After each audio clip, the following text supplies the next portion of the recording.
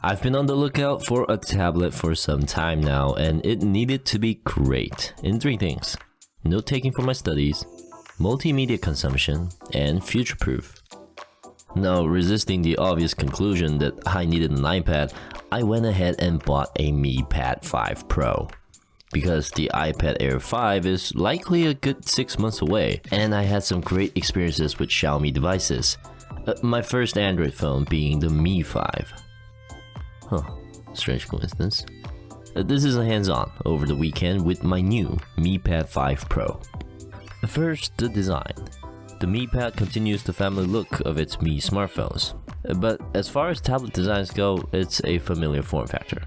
Flattened out edges with a matte finish. Thanks to Xiaomi's hunger marketing strategy, my case and pen accessories have been delayed till next week. So I had to make do with these awkward setups. I guess an ideal time to test the tablet raw. So far, the tablet survived a half a meter drop and hardly seemed to bend with regular use. Then there's the specs. Yeah, I hate throwing numbers around as much as the next person, but it's important as this was the reason for my purchase of the Pro model. The Pro line costs about 20% more than the regular Mi Pad, depending on where you live, and I found that completely valid as it comes with a correlated performance increase.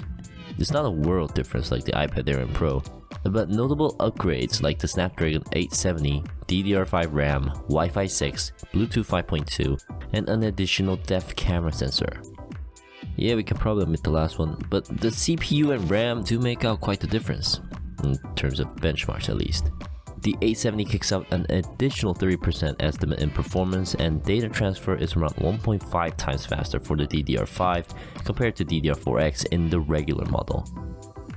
Given my tendency to change my tablets less frequently than smartphones, this is why the baseline Pro model is my go-to recommendation. Now, one crucial category for a tablet is the display, because that's mostly what you see. And here the Mi Pad does not disappoint. Despite it being an IPS LCD, colors appear vibrant on the 2.5K panel with a 120Hz refresh rate and 240Hz stylus sampling rate. Not sure what that is though. Of which I will cover in a follow-up video once my stylus finally arrives.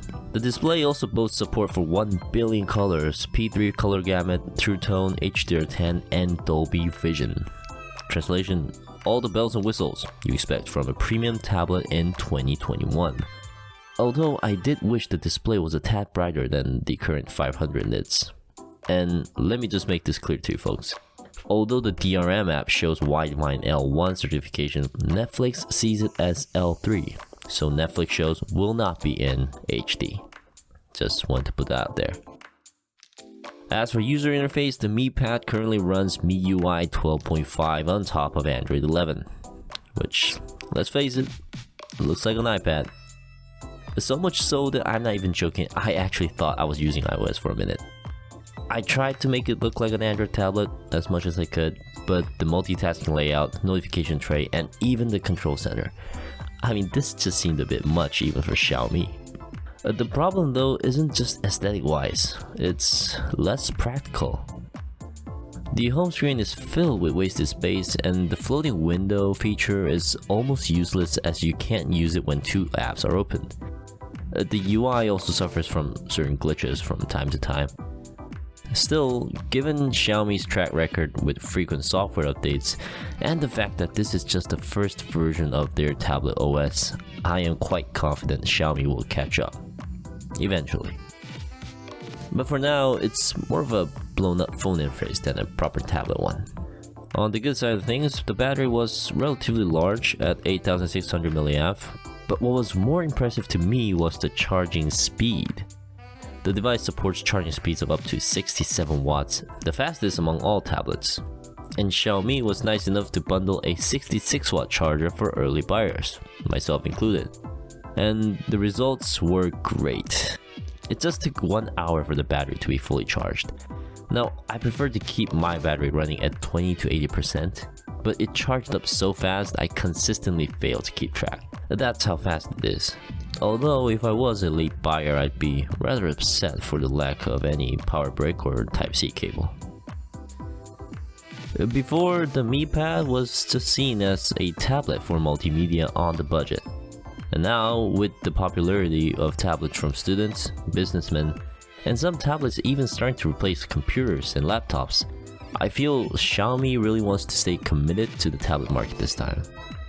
And the Mi Pad 5 Pro seems like a great start. It's not an iPad replacement by any means. The software support for Android is just too limited, and many apps are still without proper stylus support and can no way match the iPad in terms of performance. However, not all of us need an iPad or Galaxy Tab for that matter. Each of us will use the tablet differently, and I'll have to get back to you with a full review complete with a stylus for a final say. But for now, I'm curious and hopeful for the future of Mi Pad. That's it for this video. Thanks for watching. If you liked it, pressing the like button would be great, and I'll see you in the next one. Bye bye.